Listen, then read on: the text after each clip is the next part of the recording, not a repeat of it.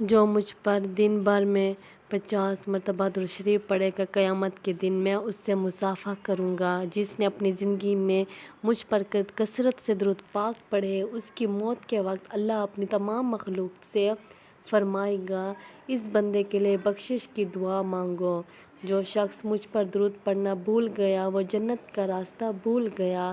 جس شخص کے پاس میرا اذکار ذکر ہو، اس نے مجھ پر درود پاک نہ پڑھا ہو، وہ دوزخ میں جائے گا۔ صلی اللہ علیہ وآلہ وسلم سب سے آسان درود شریف ہے۔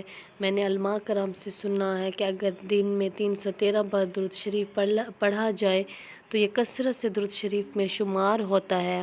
آج کل کے اس دور میں کسی کے پاس بھی ٹائم نہیں ہے۔ صلی اللہ علیہ وآلہ وسلم ایسا مختصر درود شریف ہے جو کہ 1 سیکنڈ میں ایک ادا کیا جاتا ہے۔ اس حساب سے 313 درود شریف صرف 5 سے 6 منٹ میں ادا کیے جا سکتے ہیں۔